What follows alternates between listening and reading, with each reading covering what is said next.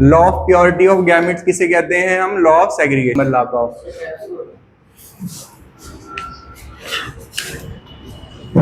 तो incomplete dominance का मतलब होता है when neither of allele is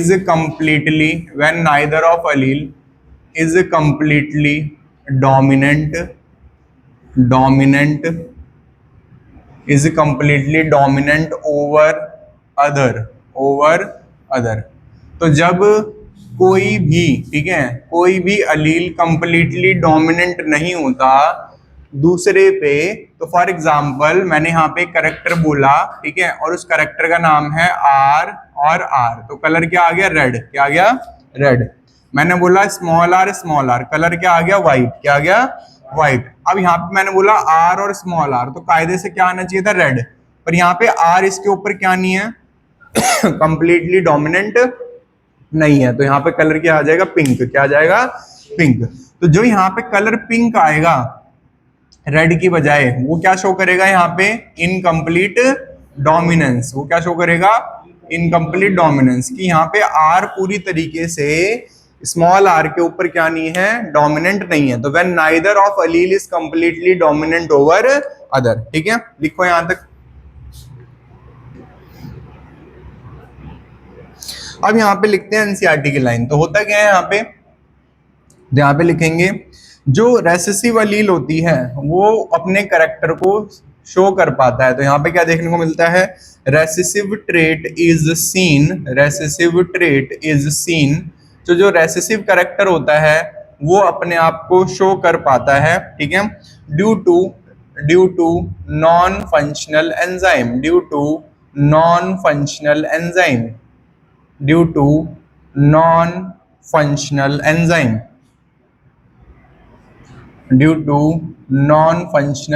तो एंजाइम का मतलब क्या होता है? प्रोटीन। क्या मतलब होता है? प्रोटीन। तो यहाँ पे आर जो होता है वो एंजाइम प्रॉपर तरीके से नहीं बना पाता, कैपिटल आर प्रोटीन प्रॉपर तरीके से नहीं बना पाता। इस वजह से कौन अपने आप को शो कर पाता है? रेसेसिव ट्रेट अपने आप को क्या कर पाता है? थोड़ा बहुत शो कर पाता है, ठीक है। तो यहाँ पे जो रेसेसिव अलील है वो अपने कैरेक्टर को शो कर पाता है। तो रेसेसिव ट्रेट यहाँ पे दिखती है because due to non functional enzyme. ये इसका रीजन हो गया इनकम्प्लीट डोमिनेंस। इनकम्प्लीट डोमिनेंस जो होती है ये भी मेंडल के लॉज से ही हमें पता चलती है, मेंडल के ही क्रॉस से पता चलती है, मोनोहाइब्रिड क्रॉस के ही डिपेंडेबल होती है ये। तो यहाँ पे इसका एग्जांपल आता है मिराबिलिस जल्पा। क्या होता है? मिराबिलिस जल्पा। तो मिराबिलिस जल्पा जो होता है इसका दूसरा नाम होता है 4 o'clock प्लांट। क्या नाम होता है? 4 o'clock प्लांट। इसका दूसरा नाम होता है 4 o'clock प्लांट। और सेकंड एग्जांपल होता है यहाँ पे स्नैपड्रैगन। क्या होता है? स्नैपड्रैगन। इसका दूसरा नाम होता है एंटीरियम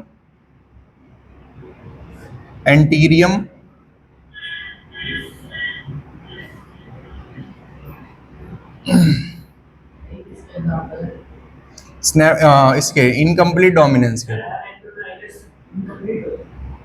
नहीं, ये सिर्फ इनकम्प्लीट डोमिनेंस के केस में होता है। नॉर्मली तो मेंडल ने ये पढ़ाया था कि कैपिटल टी होगा तो टॉल होगा, कैपिटल टी स्मॉल टी होगा तब भी टॉल होगा। पर बाद में ये देखने को मिला कि जो इनकम्प्लीट डोमिनेंस है, मतलब मिराबिलिस जल्पा और स्नैपड्रैगन एक ऐसे प्लांट है जिनके अंदर आर और स्मॉल आर जैसी आता है, तो रेड की बजाय कलर क्या आ जाता है? पिंक। तो जब उसकी स्टडी करी तो ये पता चला कि जो यहाँ पे आर है वो अपने आप को पूरी तरीके से एक्सप्रेस नहीं कर पा रहा, पूरी तरीके से एंजाइम नहीं बना पा रहा, इस वजह से वो क्या आएगा? इनकम्प्लीट डोमिनेंट है। इनकम्प्लीट मतलब कंप्लीट डोमिनेंट नहीं है, ठीक है। तो ये हो गया इसके बारे में। अब आते हैं इसके क्रॉस पे। तो यहाँ पे हेडिंग डालेंगे इसका क्रॉस, जो एनसीईआरटी में दे रखा है। तो यहाँ पे लिखेंगे पेरेंट।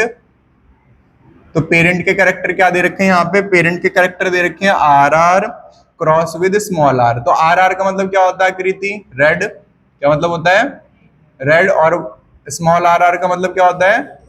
व्हाइट होता है, ठीक है भाई। इससे अगला स्टेप क्या होता है? गैमेट्स। बहुत अच्छे। अगला स्टेप होता है गैमेट्स। तो गैमेट्स क्या बनेगा? आर कॉमा आर, और यहाँ बनेगा आर कॉमा आर। क्लियर हो गया? अब क्या बनाते हैं सक्षम? F1 generation. क्या बनाते हैं? इसे कहते हैं फीलियल जनरेशन 1, ठीक है प्रंजल, फीलियल जनरेशन 1। अगर यहाँ पे लिखे पेरेंट्स, तो पेरेंट्स के करेक्टर रहेंगे गैमेट्स के आर और यहाँ आएगा स्मॉल आर। अगर हम इसे भरेंगे तो पहला बच्चा आएगा R small R small R small R, तो यहाँ पे सारे बच्चे आएंगे all with pink flower, all with pink flower. तो सारे बच्चों के पास कैसा फ्लावर होगा? पिंक फ्लावर होगा। और ये क्या शो कर रहे हैं? Showing incomplete dominance, showing. तो यहाँ पे कोई डिफरेंस करने के लिए नहीं है, इस वजह से F2 जनरेशन भी बनानी पड़ेगी। तो शोइंग इनकम्प्लीट डोमिनेंस, कायदे से तो यही खत्म कर सकते थे हम, ठीक है, पर यहाँ पे कोई इसके साथ रिलेशन में नहीं है जिसको हम देख के बता सके कि हाँ भाई कैपिटल आर में रेड आ रहा है ना। तो यहाँ पे अगला स्टेप करना पड़ेगा जिसका नाम होता है सेल्फिंग। तो सेल्फिंग में जो बच्चे आते हैं उन्हीं के बीच में फर्टिलाइजेशन होती है। तो बच्चे आए थे कैपिटल आर और स्मॉल आर, कैपिटल आर और स्मॉल आर। अब इन बच्चों के क्या बनेंगे? गैमेट्स। तो गैमेट्स बनेंगे capital R comma small R, capital R comma small R. अब जो गैमेट्स होंगे इससे क्या बनेगी? F2 generation. क्या बनेगी? F2 generation. तो जो बच्चे हैं इनके गैमेट्स क्या बने हैं? तो गैमेट्स बने हैं आर और स्मॉल आर। इनको सर्कल कर देंगे और यहाँ पे लिखेंगे कि यहाँ पे जो इनके बच्चों की प्रोबेबिलिटी है फिलियल जनरेशन 2 में क्या आ सकते हैं। तो पहले में आएगा कैपिटल आर और कैपिटल आर, इसे क्या कहेंगे? रेड। क्या कहेंगे? रेड। इसमें आएगा कैपिटल आर और स्मॉल आर, ये क्या आ जाएगा? पिंक। तो अब यहाँ पे कंपैरिजन हो पा रहा है ना। अब यहाँ पे आएगा कैपिटल आर और स्मॉल आर, तो ये हो जाएगा पिंक, ठीक है। और यहाँ पे क्या आ जाएगा? स्मॉल आर और स्मॉल आर, ये क्या आ जाएगा? व्हाइट। तो यहाँ पे अगर हम बोलें, तो यहाँ पे अगर हम आंखों से देखें, कैसे देखें? आंखों से। तो आंखों से देखने को कहते हैं फिनोटिपिक रेशियो। क्या कहते हैं? तो एक बच्चा तो रेड है, एक बच्चा कैसा है? रेड फ्लावर वाला है, दो बच्चे पिंक फ्लावर वाले हैं और एक बच्चा व्हाइट फ्लावर वाला है, ठीक है। अगर हम जीन लेवल पे देखें, क्या देखें? तो इसे फिनोटिपिक रेशियो कहते हैं, जीनोटिपिक। तो जीन लेवल पे एक बच्चा आर वाला है, दो बच्चे आर स्मॉल आर वाले हैं और एक बच्चा स्मॉल आर वाला है, ठीक है। तो अगर हम इन कैरेक्टर्स को देखें तो यहाँ पे जीनोटाइप और फिनोटाइप क्या आ गए? सेम, ठीक है। तो एग्जाम में क्वेश्चन यूं भी आ सकता है कि ऐसा क्रॉस करके दिखाओ जिसमें जीनोटाइप और फिनोटाइप क्या होते हैं? सेम होते हैं। तो ये होता है इनकम्प्लीट डोमिनेंस। लिख लो इसे जल्दी से, जिसको नहीं समझ में आया अच्छी बात है। अब आ नहीं रहे तो क्या करेंगे फिर?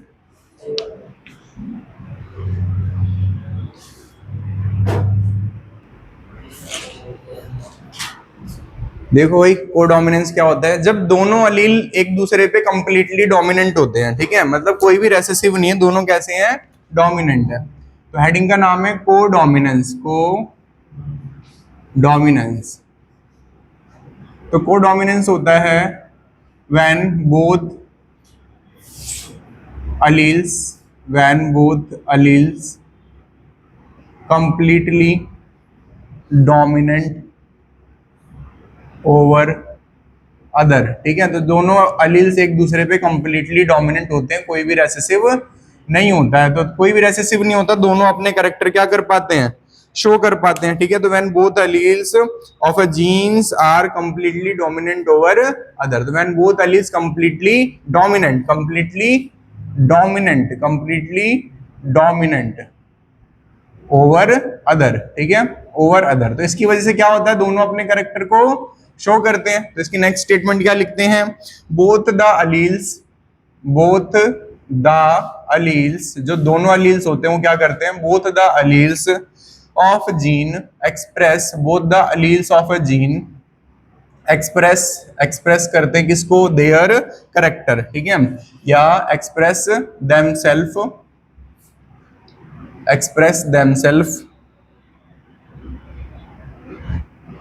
simultaneously,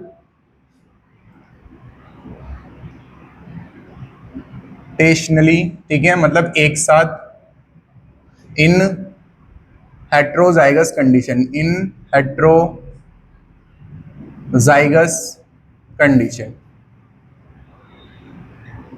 तो यहाँ पे क्या होता है? सेकंड स्टेटमेंट इसकी, तो when both alleles completely dominant over other and both alleles of a gene express themselves simultaneously in heterozygous condition, ठीक है। तो दोनों अपने आप को एक्सप्रेस कर रहे हैं ठीक है, देमसेल्फ एक साथ एक्सप्रेस कर रहे हैं तो उसको लिखा है साइमल्टेशनली इन हेट्रोजाइगस कंडीशन। ठीक है भाई, अब इसका एग्जांपल क्या होता है जिस जो हमें देखने को मिलता है, तो हमारे में जो एग्जांपल दिया हुआ है सिलेबस में उसका नाम है ए बी ब्लड ग्रुप। क्या होता है?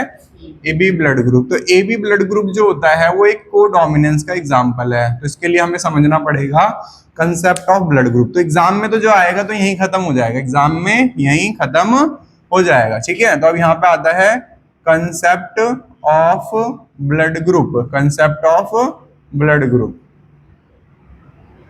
ठीक है, हमारा ब्लड ग्रुप जो होता है वो कंट्रोल होता है बाय जीन आई। तो blood group is controlled by, blood group is controlled by gene I. कौन सा जीन कंट्रोल करता है आकृति?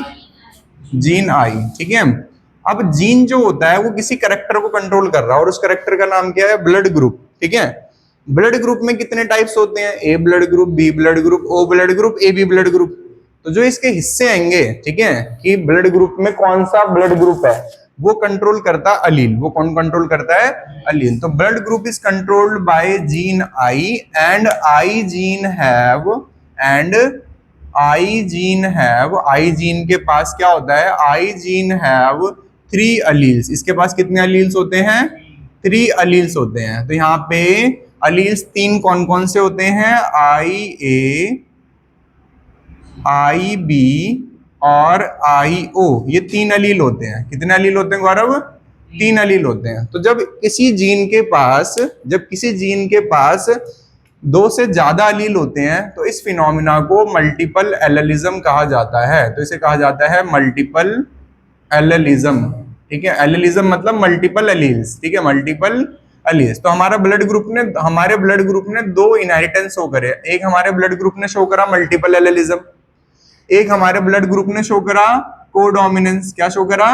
कोडोमिनेंस। ठीक है, 2 चीजें दिख गई हमारे ब्लड ग्रुप ने शो करी। ठीक है भाई, अब जरा यहाँ पे समझते हैं, जो आई ए अलील होता है, आई ए अलील प्रोड्यूस करता है, क्या प्रोड्यूस करता है? आई ए अलील तो सक्षम प्रोड्यूस करता है ये एंटीजन। क्या प्रोड्यूस करता है ये? तो ये प्रोड्यूस करता है ए एंटीजन। ए एंटीजन कहाँ पे ए एंटीजन प्रोड्यूस करता है? आरबीसी पे। कहाँ पे? अगर ए एंटीजन आ गया तो ब्लड ग्रुप हो जाएगा ए ब्लड ग्रुप। क्या हो जाएगा? ए ब्लड ग्रुप। क्लियर है? ठीक है, सेम ऐसी बी जो होता है वो क्या प्रोड्यूस करता है? B antigen. B antigen produce करता है, और वो भी कहाँ पे प्रोड्यूस करता है? आरबीसी के ऊपर। तो ब्लड ग्रुप क्या हो जाता है?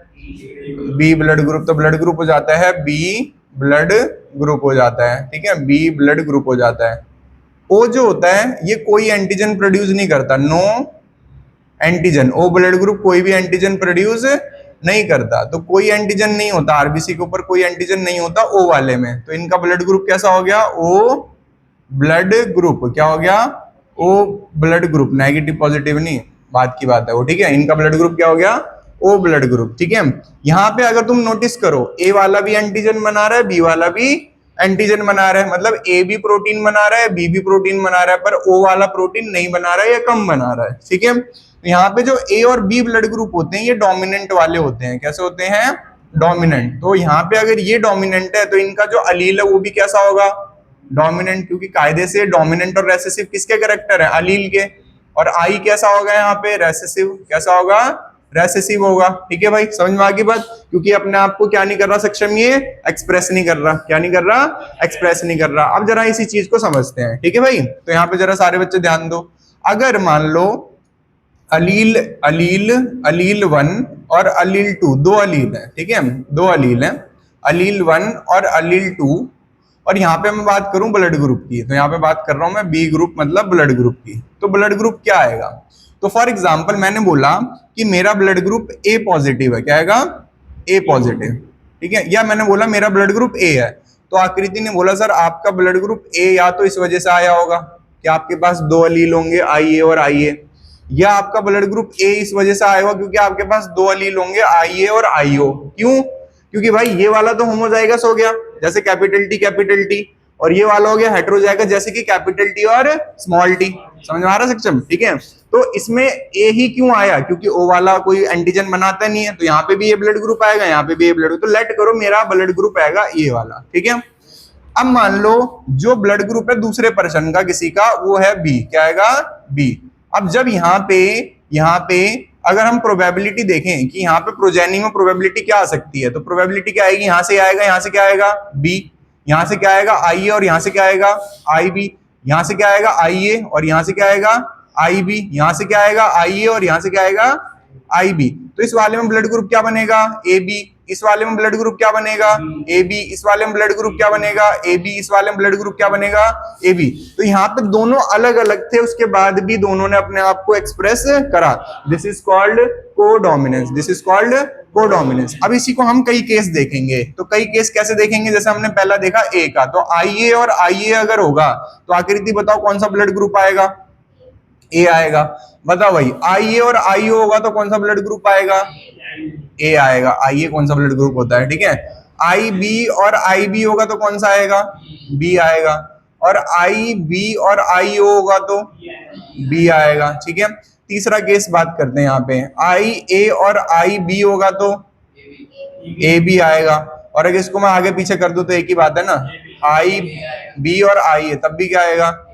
ए बी आएगा। तो यहाँ पे इस तरीके से हमारे ब्लड ग्रुप आ गए, क्या आ गए?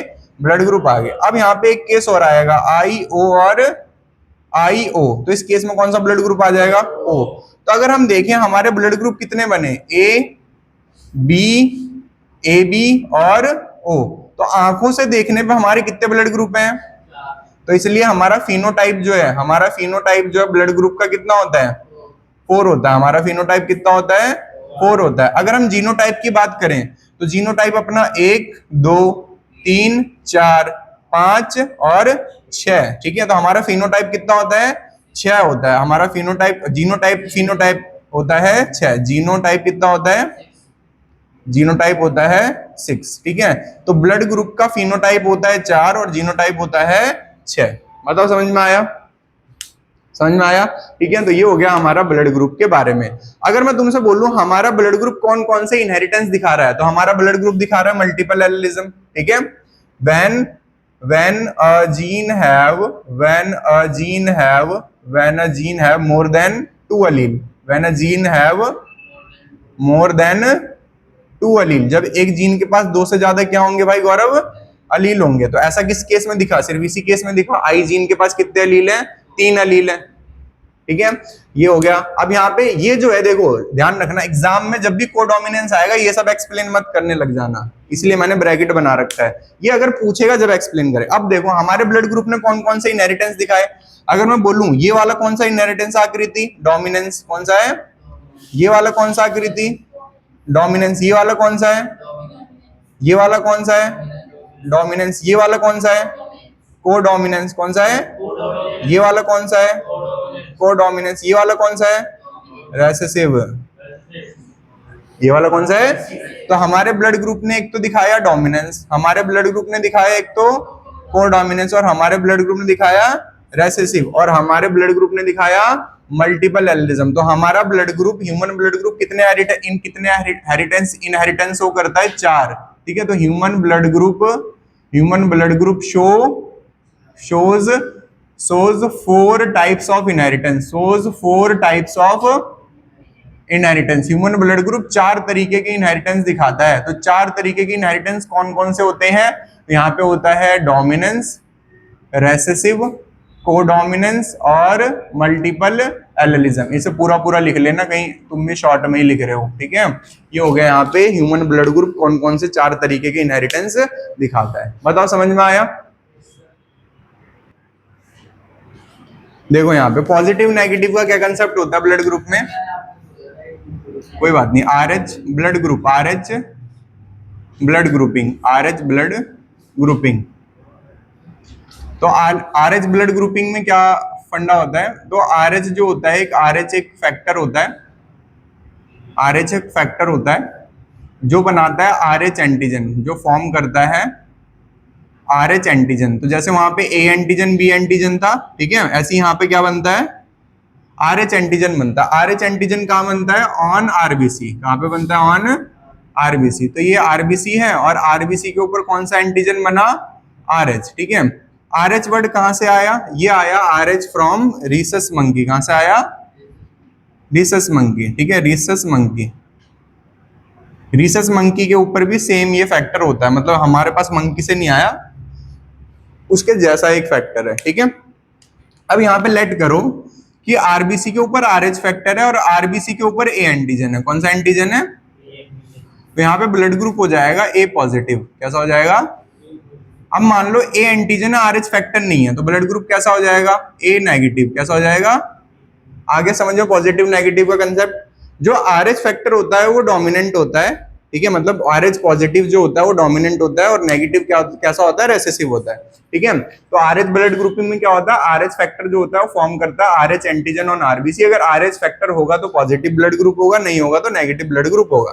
तो पेरेंट्स में मान लो मदर का नेगेटिव है, फादर का पॉजिटिव है, तो बच्चे का भी कैसा हो जाएगा, पॉजिटिव हो जाएगा। ठीक है, पर इसमें प्रॉब्लम होती है कि जो मदर अगर नेगेटिव ब्लड ग्रुप की और बच्चा पॉजिटिव ब्लड ग्रुप का है तो इसे आरएच इनकम्पैटिबिलिटी कहते हैं, मतलब दोनों कंपेटेबल नहीं है। मदर की बॉडी में 6 GB की रैम लगा दी, 4 की लगनी चाहिए थी। ठीक है, मतलब बच्चा क्या हो गया, थोड़ा अलग हो गया। ठीक है, तो मदर का ब्लड जो होता है ना उसके लिए एंटीबॉडी बनाने लग जाता है कि बच्चे को मार दो। ठीक है, इंटरनली, तो उससे बचाने के लिए इंजेक्शन लगता है जिससे जो मदर की एंटीबॉडी होती है न्यूट्रलाइज हो जाती है और बच्चा बच जाता है। ठीक है, तो नेगेटिव ब्लड ग्रुप की मदर जो होती हैं उनमें बहुत ध्यान रखा जाता है। ट्रॉफिज्म, ये लिख लिया सबने,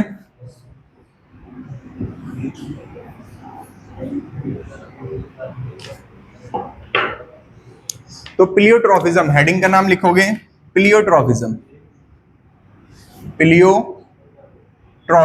प्लियोट्रॉफी या प्लियोट्रॉफिज्म। इंपॉर्टेंट टॉपिक है, कोडोमिनेंस भी इंपॉर्टेंट था, इनकम्प्लीट डोमिनेंस भी इंपॉर्टेंट था, मल्टीपल एलिलिज्म भी और प्लियोट्रॉफी भी। ठीक है, तो प्लियोट्रॉफी क्या होता है, जैसे तुमने देखा था मल्टीपल एलिलिज्म में कि एक जीन के कितने एलील थे, कई एलील थे। ठीक है, अब इसमें क्या होगा, एक जीन जो होगा, एक जीन कौन सा कैरेक्टर कंट्रोल कर रहा था, ब्लड ग्रुप। तो एक जीन नॉर्मली कितना कैरेक्टर कंट्रोल करता है, एक। पर जब एक जीन एक से ज्यादा कैरेक्टर कंट्रोल करता है तो उसको क्या कहा जाता है, ठीक है, प्लियोट्रॉफी। सेम इसका उल्टा है, देखो क्या क्या चीजें बताई मैंने।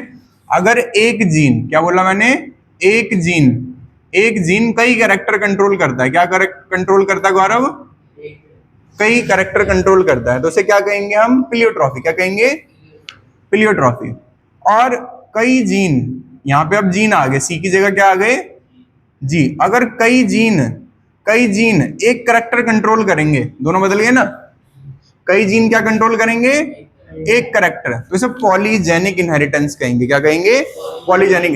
तो दो तरीके की इनहेरिटेंस है तुम्हारे सामने, ये वाला कौन सा इनहेरिटेंस है, प्लियोट्रॉफी, और ये वाला कौन सा इनहेरिटेंस है, पॉलीजेनिक। पॉलीजेनिक क्यों, बहुत सारे जीन्स हैं, तो पॉलीजेनिक इनहेरिटेंस, पॉलीजेनिक इनहेरिटेंस इसका उल्टा है, पॉलीजेनिक इनहेरिटेंस इसका उल्टा है। तो इसमें क्या हो रहा है, बहुत सारे जीन मिलके क्या कंट्रोल कर रहे हैं, एक कैरेक्टर। क्या कंट्रोल कर रहे हैं, एक कैरेक्टर, और यहाँ पे एक जीन कंट्रोल कर रहा है कई कैरेक्टर। तो दोनों अलग अलग हैं और एक दूसरे के क्या है, अपोजिट है। अब बात करते हैं pleiotropy, ability of a gene to show multiple effect. तो इसकी डेफिनेशन होती है ability of a gene to show multiple effect, ability of a gene to show multiple effect, ability of a gene to show multiple effect. तो एक gene की ability show कर पाना multiple effect या मल्टीपल कैरेक्टर। ठीक है, तो ability of a gene, तो अ जीन का मतलब क्या हो गया, एक जीन। अ जीन का मतलब क्या हो गया, एक जीन, और मल्टीपल इफेक्ट का मतलब क्या हो गया, मल्टीपल कैरेक्टर। तो एक जीन पे कई सी लग गए ना आगे एरो लगा के, तो one gene showing multiple character. ठीक है भाई, आगे बढ़ते हैं। अब यहां पे आता है when one gene control multiple character, तो इसकी दूसरी लाइन आती है व्हेन वन जीन कंट्रोल, जब एक जीन कंट्रोल करता है क्या, मल्टीपल कैरेक्टर। तो जब एक जीन कंट्रोल करता है मल्टीपल कैरेक्टर तो इसको क्या कहते हैं गौरव, प्लियोट्रॉफी, ठीक कहते हैं, या प्लियोट्रॉफिज्म कहते हैं। इसका एग्जाम्पल क्या होता है, इसका एग्जाम्पल होता है स्टार्च ग्रेन, ठीक है, starch synthesis in P, starch synthesis in P, मटर में जो स्टार सिंथेसिस होती है जो उसका फूड है, स्टोर्ड फूड, तो star synthesis in P and seed shape and seed shape and seed shape. तो यहाँ पे कितने करेक्टर हो गए भाई? दो। कितने हो गए? दो। तो seed shape and starch synthesis in P, starch synthesis in P. तो जो ये दो करेक्टर्स होते हैं is controlled by one gene, is controlled by one gene, और उस जीन का नाम क्या होता है? बी जीन, उसका नाम होता है बी जीन। तो एक जीन ने कितने कैरेक्टर कंट्रोल करे? कई, है ना? समझ में आ रहा है? इसका एग्जाम्पल लिखेंगे यहाँ पे, तो इसका एग्जाम्पल लिखेंगे क्रॉस बना के, ठीक है?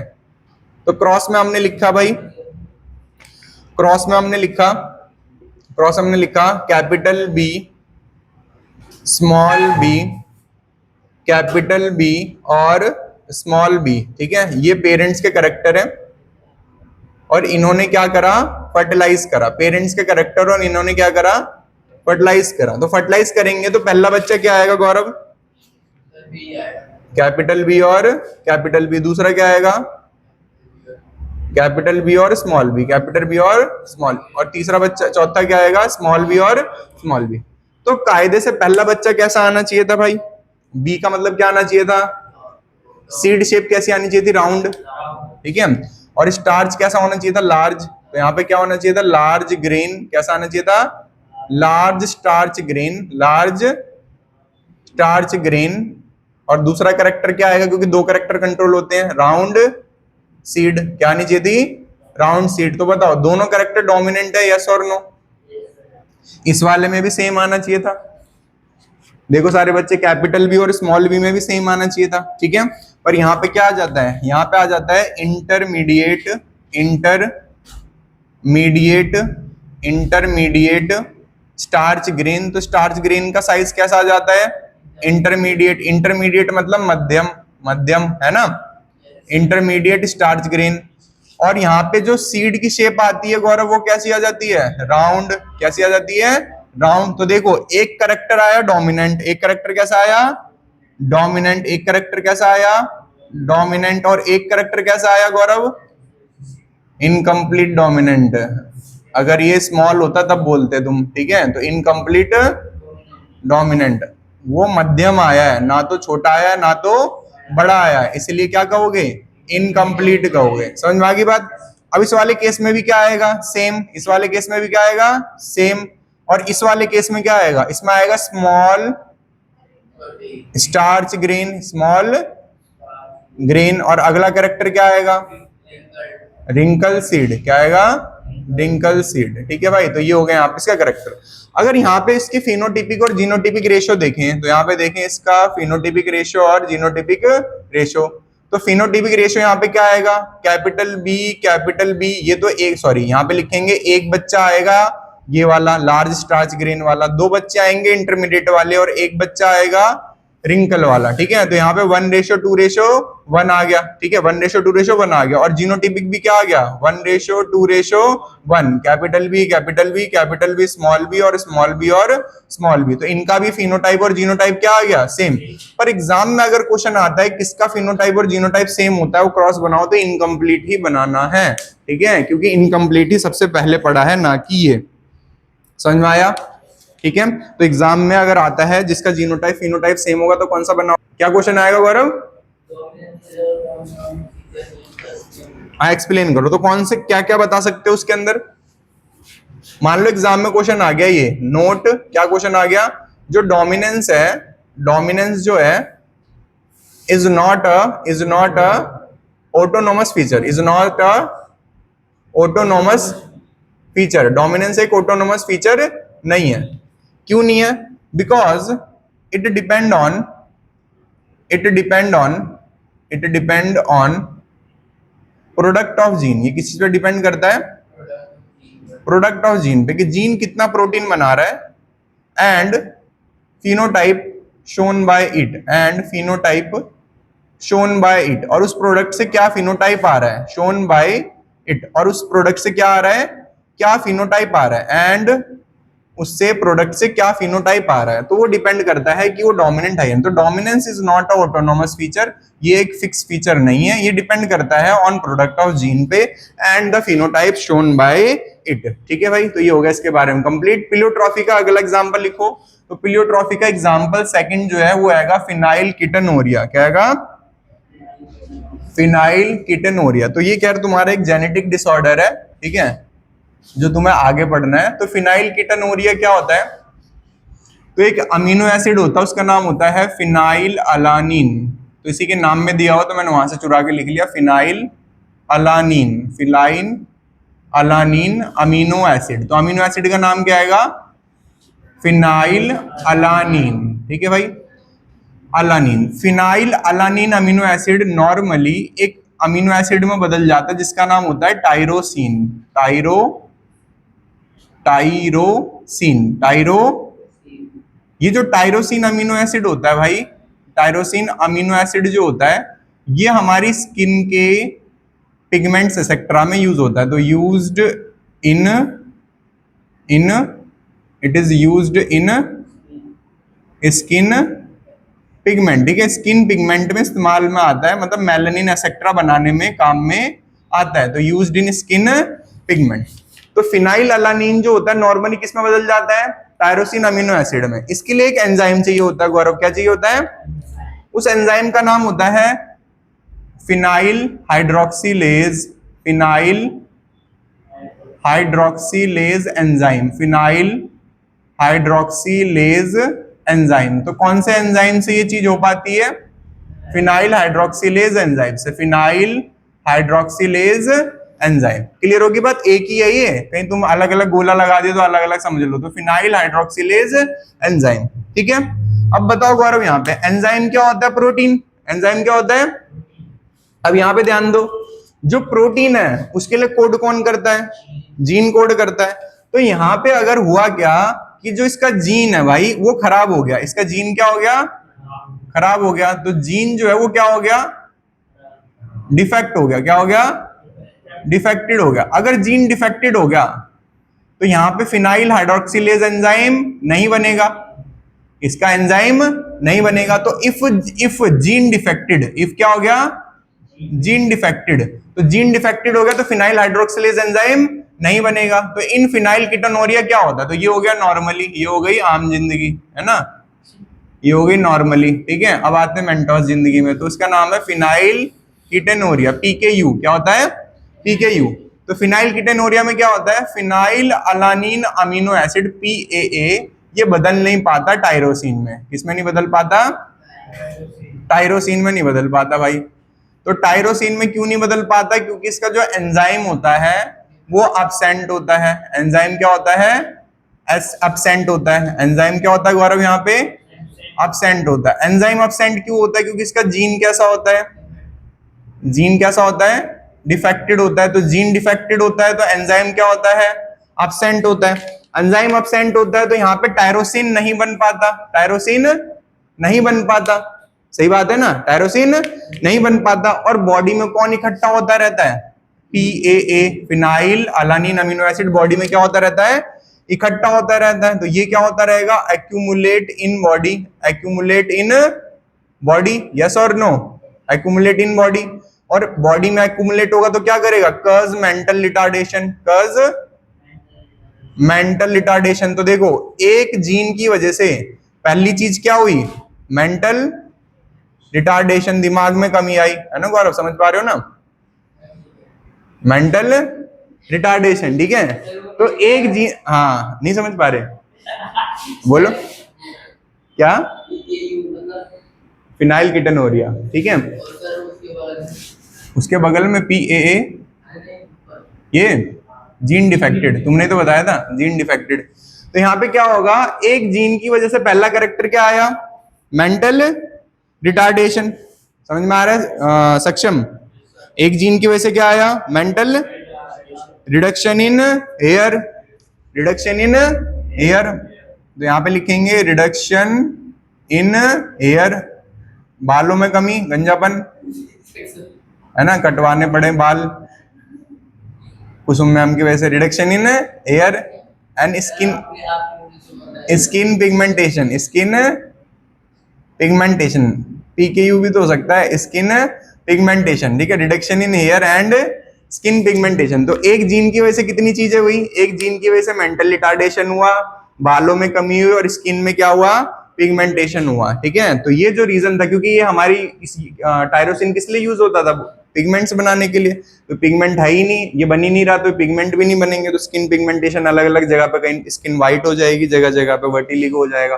तो phenyl alanine amino acid normally tyrosine में बदलता है, पर इन पीकेयू ये बीमारी जब होती है तो ये बदल नहीं पाता है, और इस तरीके से हमारी बॉडी का जो है दूसरा एग्जाम्पल जो बनता है फिलियोट्रॉफी का, वो बन जाता है फिनाइल कीटोन्यूरिया, ठीक है। तो फिनाइल कीटोन्यूरिया हो गया एनसीईआरटी के अकॉर्डिंग दूसरा एग्जाम्पल पिलियोट्रॉफी का। तो पिलियोट्रॉफी इंपॉर्टेंट इस वजह से है क्योंकि ये डेफिनेशन तो इसकी एक लाइन की है, ठीक है, पर एग्जाम में इसके क्रॉस आ जाते हैं, ठीक है। जैसे मान लो ये आ जाएगा, बी वाला आ जाएगा, या बोल देगा फिनाइल कीटोन्यूरिया पूरा एक्सप्लेन करो, तो कायदे से उसको पूरा एक्सप्लेन करने में 3 या 4 नंबर का हो जाता है, ठीक है। तो अभी तक इस चैप्टर में क्या क्या पढ़ चुके हैं, एक बार ध्यान दो सारे बच्चे।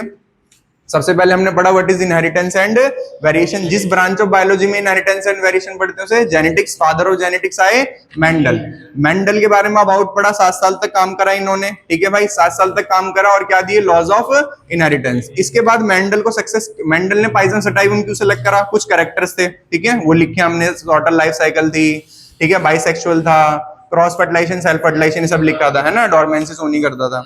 मेंडल को सक्सेस क्यों मिला, क्योंकि मेंडल जो था 7 पेयर ऑफ कंट्रास्टिंग कैरेक्टर पे काम करता था, 1 से 2 कैरेक्टर पे एक बार पे काम करता था, ठीक है, लार्ज सैंपल साइज लेता था, डाटा एनालिसिस करता था, रिकन्फर्म करता था रिजल्ट का, और लिंकेज का इस्तेमाल इसने नहीं करा था। फिर क्या पढ़ा था, मेंडल का वर्क रिडिस्कवर करा, मेंगल का वर्क रिडिस्कवर करा, किसने रिडिस्कवर करा, एचटीसी ने, किसने करा, एचटीसी ने। फिर आया 7 pair of contrasting character, 7 pair of contrasting character कौन से क्रोमोसोम नंबर पे, वो पढ़ा हमने, ठीक है भाई।